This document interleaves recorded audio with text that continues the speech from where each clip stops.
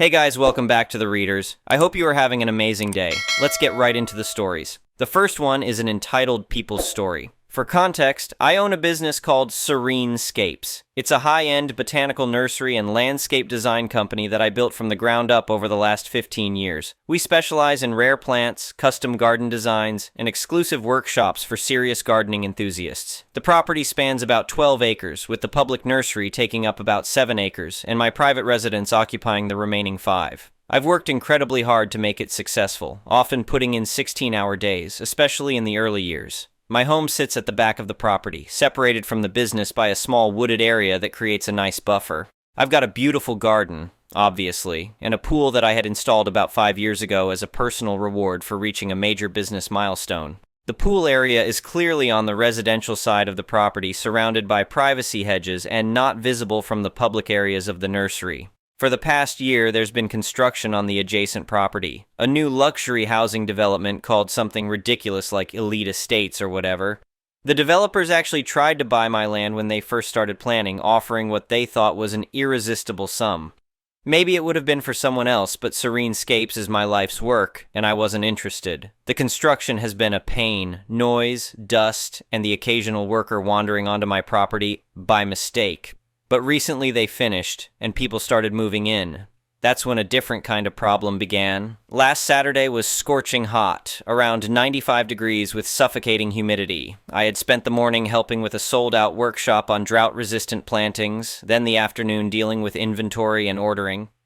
By 6 p.m., I was exhausted, sweaty, and desperately in need of a cool-down. Most of the staff had gone home, and the nursery closes at 5 on weekends, so I headed back to my house, changed into my swimming trunks, and slipped into my pool. It was absolute bliss, the cool water washing away the day's heat and stress. I floated on my back, eyes closed, just enjoying the quiet. Then I heard voices. At first I thought I was imagining it. The pool area is quite private, and as I mentioned, it's nowhere near the public parts of the business. But the voices got louder, and I realized someone was approaching. I stood up in the pool, wiping water from my eyes, just as 2 women rounded the corner of the hedges. One was tall, with expensive-looking highlights and designer sunglasses perched on top of her head. The other was shorter, dressed more casually, looking uncomfortable as she trailed behind her friend. The tall woman stopped abruptly when she saw me, her face instantly transforming into a mask of disapproval. "Excuse me," she called out, her voice sharp and carrying across the water. "What do you think you're doing in there?" I was confused, to say the least. "I'm swimming," I replied, not sure what else to say. She crossed her arms and scoffed. "This pool is clearly for residents or guests of the development. Staff are not permitted to use these facilities." That's when I realized she thought I was an employee using a pool that belonged to her housing development. I was so surprised that I just stared at her for a moment. "Ma'am, I think there's been a misunderstanding," I said, moving toward the edge of the pool. "This is private property." "Yes, exactly," she snapped, as if I'd just proven her point. "Private property for residents, not for the help." She looked me up and down with undisguised disdain. I was wearing simple swim trunks and probably still had dirt under my fingernails from earlier. I can see how someone might not immediately peg me as the owner of a successful business, but her attitude was something else. Her friend tugged at her arm and whispered something, but she shook her off. "Look," I tried again, "this pool is on private residential property. It's not part of your development." "Don't be ridiculous," she said, her voice getting louder. "I was just given a tour by our realtor yesterday. She pointed out all the amenities available to us as homeowners, including this beautiful nursery with its gardens and pool area. We paid a premium for access to these facilities." I almost laughed. Her realtor had seriously misrepresented things if she'd implied that my business and home were amenities for the housing development. "Your realtor was mistaken," I explained, climbing out of the pool and grabbing my towel. "Serene Scapes is a private business, open to the public during business hours, which ended at 5 p.m. today, and this pool is not part of the business. It's part of my private residence." The woman actually laughed at me. "Your residence, please? Do you really expect me to believe that a gardener lives in a place like this? I wasn't born yesterday." Her friend was now looking mortified. "Maybe we should go," she suggested quietly. "No," said the woman firmly. "I'm not going to let the help think they can take advantage when no one's looking." She pulled out her phone. "I'm calling the owner right now to report this." At this point, I was getting irritated. I'd tried to be patient, but there's only so much condescension a person can take. "You want to talk to the owner of Serene Scapes?" I asked. That's exactly what I'm doing, she replied, furiously scrolling through her phone, presumably looking for the business number. Well, that would be me, I said calmly. I'm OP, the founder and owner of Serenescapes. This is my home, my garden, and my pool that you're currently trespassing on. She froze, then looked up at me with narrowed eyes. You expect me to believe that? You? You look like you just finished mowing the lawn. I sighed. I often do mow the lawn, among other things. It's my business and my property. Prove it, she demanded, crossing her arms again. I was tempted to tell her I didn't have to prove anything to someone who was trespassing on my property, but I decided to end this quickly. I walked over to a small table near the pool where I'd left my keys and wallet. I pulled out my driver's license and held it up. This has my address, which is this property. I can also show you my business cards, or we can walk to the main house where there are plenty of photos of me at various industry events and with clients. Her friend was now tugging more insistently at her arm. Let's go, this is embarrassing, she said, loud enough for me to hear. But the woman wasn't ready to give up. I don't care what ID you've managed to get. There's no way someone like you owns all this. My husband and I paid nearly 7 figures for our home specifically because of the exclusive amenities, including access to this very pool. Now I'm going to call security. I almost felt sorry for her. Almost. Ma'am, there is no security except for the system protecting my property, which you are currently trespassing on. Your realtor lied to you if they said you have access to my business outside of public hours, let alone my private residence. I'm going to have to ask you to leave now. I most certainly will not. I'm calling the police, she declared, starting to dial. Please do, I replied calmly. I'd be happy to explain to them how you trespassed onto clearly marked private property and then refused to leave when asked by the owner. That made her pause, finger hovering over her phone. Her friend seized the opportunity. We're leaving right now, the friend said firmly, pulling the woman's arm. I am so sorry about this, she added to me, but the woman jerked her arm away. I want to speak to your supervisor, she demanded, apparently still convinced I was an employee. I couldn't help but laugh. I don't have a supervisor. I own the business. And yet you're swimming in the middle of the day when you should be working? I don't think so.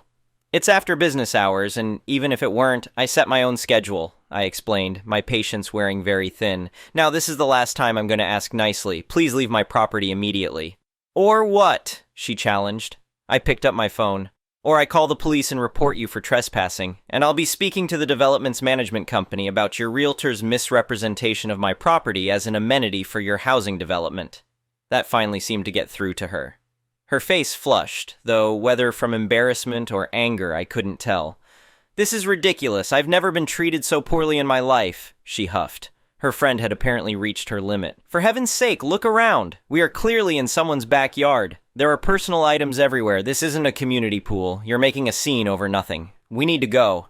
The woman looked around, seemingly noticing for the first time the potted plants with experimental crossbreeds, the personal patio furniture, the book I'd left on the table. Her certainty wavered visibly. How was I supposed to know? She demanded, trying to save face. The realtor specifically said, Then your issue is with your realtor, not with me, I interrupted. I suggest you take it up with them. But right now, you need to leave. The friend practically dragged the woman away, apologizing profusely over her shoulder as they went. I heard them arguing as they disappeared around the hedge. I sank back into my pool, but the peaceful mood was gone. I couldn't stop thinking about the encounter and how the development might be misleading potential buyers. The last thing I needed was a stream of entitled residents thinking they had access to my business and home. First thing Monday morning, I called my lawyer. I explained the situation and asked him to send a cease and desist letter to the development company regarding any misrepresentation of my property as an amenity for their residents. Then I had my landscaping team install some additional private property no trespassing signs along the boundary between my land and the development, as well as a more decorative but clear private residence no public access sign at the path leading from the nursery to my home. I also called the development's management office directly. The manager seemed genuinely shocked and apologetic when I explained what had happened. He assured me that they never authorized their realtors to present my business as an amenity, let alone my private residence. He promised to address it immediately with their sales team and offered to send a clarification to all residents. I thought that would be the end of it, but 2 days later I was working in one of the display gardens when I spotted her again, the same woman, walking purposefully through the nursery during business hours, looking around as if searching for someone. I ducked behind a large hydrangea display, not wanting another confrontation. My general manager approached her, and I could just make out their conversation. "Can I help you find something?" my manager asked politely. I'm looking for the owner, the woman replied, her voice carrying. I received a notice from management about some misunderstanding regarding amenities, and I want to speak to whoever is responsible for complaining. Do you have an appointment? My manager asked. We typically schedule consultations for landscape design in advance. I don't need an appointment. I'm a resident of the neighboring development, and there's been a misunderstanding I need to clear up. My manager's voice remained professional but cooled noticeably. I see. If you'd like to speak with the owner about a business matter, you'll need to schedule an appointment. They're not available for drop-ins. This is unacceptable, the woman said, her voice rising. First I'm told this place is an amenity, then I'm told it's not, then I'm treated like a criminal for using a pool, and now I can't even speak to whoever is in charge? I've spent a fortune on my home because of the advertised proximity to this establishment. By this point, several customers were watching the exchange. My manager, ever diplomatic, lowered her voice. Ma'am, I understand you're frustrated, but as I said, the owner isn't available without an appointment. If you'd like to leave your contact information, I can see if they'd be willing to call you. Fine, the woman snapped. She pulled out a business card and thrust it at my manager. Have them call me today. This is ridiculous. After she left, my manager brought me the card. The woman was apparently a luxury real estate consultant herself. That explained a lot. She probably felt embarrassed professionally as well as personally by the misunderstanding. I debated whether to call her, but ultimately decided against it. The development management had already addressed the issue with residents. My lawyer had sent the necessary legal warning to the company, and I'd improved the signage on my property. There was nothing more to discuss, and I had a feeling any conversation would just lead to more drama. A week went by without incident. Then yesterday, as I was leaving a local restaurant after lunch, I spotted her and her friend at a table near the window. The friend saw me first and nudged the woman, who looked up, met my eyes, and quickly looked away, her face flushing. The friend waved apologetically, and I nodded in acknowledgement before continuing to my car. That small moment of her obvious embarrassment was surprisingly satisfying. I guess she'd finally accepted the reality that I was, in fact, the owner of the property she'd trespassed on while treating me like a disobedient employee. This morning, I received an email from the development management company. They wanted to discuss the possibility of actually creating some sort of partnership where their residents could get special access to workshops or events at Serene Scapes, properly organized, scheduled, and paid for, of course. I'm considering it. It could be good for business, and most of the residents are probably lovely people, not entitled like my pool visitor. Plus, there's a certain poetic justice in creating an official relationship after that woman made such a scene about the imaginary one. As for my pool, I've been enjoying it even more than usual lately. There's something especially refreshing about swimming in water that you own, on land that you own, knowing that your hard work made it all possible, regardless of what you happen to be wearing or how dirty your fingernails are. I suppose the moral of the story is, don't judge people by their appearance, don't trespass on private property, and most importantly, don't mess with someone in their own pool. You might just find yourself all wet. The next one is a pro-revenge story. So first, some info. A little while ago, I couldn't use my left foot because I got in an accident while skiing. I was lucky because my grandma has an automatic car where you only need your right foot for gas and brakes. I'll be calling myself Bad Parker BP and the Store Peel SE for store employees. Later, you know why. So I was going to do some shopping in the town that I live, not that big, and there are only 2 spots for disabled people, opposite of the small walkway in the middle. These parking spots have a sign, attached to 2 poles for whatever reason, on the walkway's side. I see cars already parked in those spots, which pisses me off, but it happens. The bad side is that the closest parking spot is quite far, but I settle with it, and so I park on the other side of the parking space. During my walk, as far as you can call it with those humps on both sides, I look at the cars parked like I always do. It's fun to see the difference in taste for cars, and at the ones in the disabled spots. In my country, you need a special blue card under your front window to show you're disabled. If you don't have it and still park there, the ticket is expensive. And it pisses me off, but I can't do much because I couldn't really kick it, right? So I do my shopping and return to my car to see that both cars are still at the spot. But the car without the card has someone sitting in it. And just to be helpful, I walk up to his window, knock on it, and ask him to not park at these kind of spots because he's making it a really hard time for people like me, or worse, to walk that far. I was just trying to be helpful, but the man responded with opening the door as hard as he could and hit my leg in the process, a smirk and an annoying sorry only an entitled brat could say. I knock again and he gives me the middle finger but drives away anyway. Skip 1 week and I drive up to the area again just to visit a friend who lives there. I see the same car standing in the spot. Thinking by myself what BP did to me, I wanted him to feel how annoying it was if someone parked somewhere you weren't supposed to, and as luck was on my side, there wasn't any other parking space left, so I parked right behind BP's car with very little space. As I climb out of my car, BP comes up to me and starts demanding me to move my car because I was not supposed to park there or else he will call the police. As the a-hole that I am, I give him a smirk and a sorry that only an entitled brat could say, and walked off to my friend's home, leaving him swearing at me.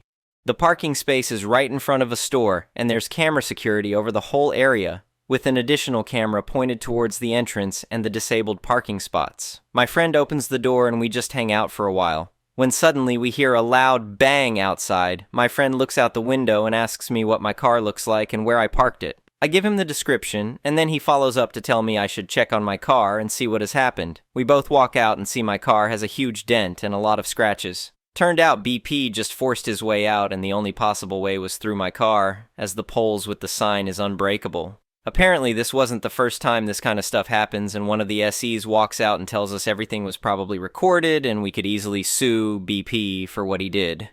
However, I was pissed. I wanted to let him have a chance to explain himself because it could have been something very urgent and I didn't want to be that big of a douche.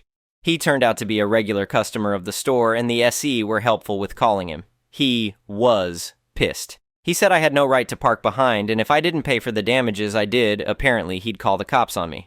After he was done ranting off, I asked him politely, as I could as I was pissed myself too, why he crashed through and if he could pay for the damages done to my vehicle. He snapped and sweared at me through the phone, which was apparently being recorded by the SE, which I figured in court. But I cut him off and told him he could either pay or I'd sue him for not only parking wrong or damaging my car, but also for attacking me with his door, but he hung up on me. So I called the cops on him. Through SE, they got his phone number and license plate and they told me to sue him, so I did. In court, it became also clear he had multiple tickets still open, which he did not pay. He got a ticket for parking on a disabled spot. He has to pay me for all the damage done, and a fine for attacking a disabled person. I was thrilled and felt I'd done some justice. Moral of the story, don't be a douchebag and park where you're supposed to, or it may cost more than a ticket. The next one is a malicious compliance story. Many years back, I was working in an office for a company in one of their satellite sites. In general, for your day-to-day, you only needed to use one system as it did everything that you technically needed. But it didn't do everything you actually needed. Now, I was an older employee and was there before the new shiny bespoke software got rolled out, which meant I had login details for the old system, which was still the backbone of half of our head office work and fed into what we saw. This was really useful as it meant I could log in and access loads of information that we actually needed, information that some faceless exec had decided to exclude from the new system. So, for the next 3 or 4 years, and I would log in every couple of days and download a report or two, giving us buying reports, stocking issues, and more that I could then share with the rest of our site. It wasn't confidential information, and while we could do without it, it definitely made life easier having it. Think of it as the difference between getting a drink in the middle of the night with the lights off, but it's a damn sight easier with the lights on.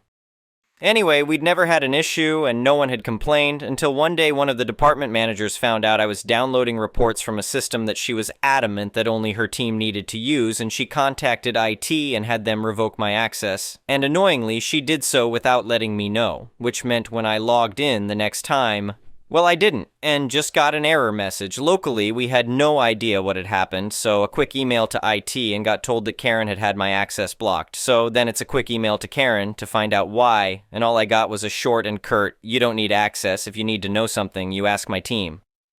I figure there's 2 reasons for this. One being she's a power-hungry pain in the arse that likes to control people. And 2 is she'd been trying to expand her team, and I guess if you make 20 satellite stores run through her, then you create the workload you need to take on 2 or 3 more people so you can give your best friend flexible working hours.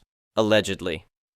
Oh, 3 reasons actually. She really hated me after I called her out once and humiliated her in front of the company directors. To which she lodged a complaint to HR demanding I be fired, only for the CEO to tell them to withdraw it as I hadn't done anything wrong after I named him as a witness to the event, so malicious compliance time. Those reports I downloaded, granted it was only 2 or 3 reports, and only 2 or 3 times a week, which doesn't seem like a big amount, but those reports helped resolve 50 plus complaints and inquiries per day. So now, I guess we have to email her team each time. I told the rest of my team to run every query through me, and I would email her team. 1, because I didn't want anyone else to get in trouble as I knew this was going to make her explode. 2, because I could field the queries to make sure each one was unique as we did get duplicate info requests, and if they've told me once, I didn't want to upset them by making them tell me twice. And thirdly, because I'm a dick, I wanted her to know it was me. She managed a week. By day 3, she had contacted my manager to complain, and by day 5, because I hadn't stopped, we still needed questions answered. She had a meeting with HR and I got a cease and desist request, asking if I could send a single email at the end of each day with all the queries in. It turns out if you email 6 people up to 50 emails a day, at some point someone misses an important invoice and a whole shipment gets delayed, or worse, gets canceled. The upside. Within a couple of months, her team was restructured, with different members being given regional coverage. Turns out the reason her team looked so busy is because they would count one job done by one person as being 6 jobs, one for each person, because they were all included in the same emails. Turns out you don't need a bigger team if you're honest about the work they do. And secondly, the reports I downloaded, each person in her team now has to download them themselves twice a week and send them out to the stores in their region. The other stores had just decided that now they couldn't find out. There was no reason to know, and answered queries with "I don't know" for years, so we accidentally made their services better too. The next one is an entitled people story. This story happened quite a few years ago with me and my friends, but after reading quite a few stories on this subreddit, I feel now is as good a time as any to share this post. On November 2019, me and a couple of my friends, who I will call Haley, Rose, and Rachel, were given an opportunity to travel to the Valley of the Kings in Egypt. Note that we are archaeology graduates. While our families and friends were excited and proud of us of being able to go on this trip, Rachel's family did not feel the same way. Rachel's younger sister, who I'll call Lisa, was the golden child of her family. Anything she wanted, her parents gave to her. While Rachel had to take out a student loan to pay for college, Lisa's parents paid for her tuition only for Lisa to drop out 2 years in. Instead, Lisa chose to try and build a career being a model and influencer on Instagram. When Rachel mentioned that she was going to Egypt with us, that our plane tickets and accommodation have been already taken care of for archaeological fieldwork, Lisa got jealous as she felt that a trip, taking photos of herself in Egypt for Instagram, would help launch her modeling career. That said, their parents demanded that Rachel give her tickets to Lisa as they felt Lisa was more deserving of it, to which Rachel obviously said no, it was already paid for by the foundation specifically for her and our group who were trained to do this kind of work, etc. According to Rachel, she's had back and forth arguments with her family leading up to the trip that she eventually just left home and moved in with her boyfriend's, now husband, apartment. I held on to our plane tickets as we were all to meet up at my dad's place in the morning before we head off to the airport. At the time, I still lived with my dad. That said, as me, Rachel, Haley, and Rose were at my place, just hanging out and getting ready, the car of Lisa and their mom pulled up as they came knocking on my door. Apparently, they were demanding one more time that Rachel give her ticket to Lisa. Lisa even had a couple of bags with her as well. Before I continue, just to give you a better understanding of Lisa and Rachel's family and why they may behave or think this way. Rachel is the only one in her family who has actually finished college. Rachel pretty much took care of herself for much of her childhood as her parents were too fixated on Lisa. Their parents moved to Los Angeles from Florida to try and become actors, but failed, moved up here for some reason, and now their dad works as a truck driver, and their mom, I think, works at a grocery store. Rachel's family treated formal education and academia in general as a joke, and didn't really support the idea of anyone going to college until Lisa decided she wanted to try going to college herself, as previously mentioned. Haley then interjected, interrupting them and pointing out again that this was not a vacation, this was an archaeological trip, and we were going there to do actual work. Haley went on to point out that it's Rachel's name on the plane ticket and on our accommodation in Luxor, so she asked Lisa and her mom questions like, how do you think Lisa is going to get on the plane, who will Lisa be traveling with in Egypt, and where will Lisa be staying there? Apparently, Lisa, despite not being friends with us at all, and her mom expected the rest of us, me, Haley, and Rose, to just somehow convince customs to let her through and get on the flight, as well as expecting us to look after and accompany Lisa. I should also note that apart from Rachel, nobody in her family ever traveled on a plane before. Lisa and their mom have never been overseas, and the only international traveling their dad ever did was driving trucks to and from Mexico. That said, I'm guessing this is why they don't seem to know how plane tickets or customs work, but that's just my assumption. I then pointed out to Lisa that if she really wants to go to Egypt, she could just buy her own tickets to Egypt and book her own accommodation. However, Lisa said she didn't want to do any of that, and she wanted Rachel's place in our trip, as she wanted all the expenses to be paid for and for us to accompany her, as she didn't want to travel by herself. Lisa and her mom eventually left after seeing that trying to argue and force her way into our trip was not getting them anywhere, with the four of us, me, Haley, Rachel, and Rose, flying off to Egypt. After the dig at the Valley of the Kings, we did get to go and do touristy stuff such as touring Cairo and seeing the pyramids of Giza. As for Lisa, while she still posts a lot on Instagram, she seems to have given up on a modeling and/or influencer career as she's now just working in a warehouse. After the pandemic, she did get to go on vacation to Cancun though, but that's about it. Anyway, thank you for watching.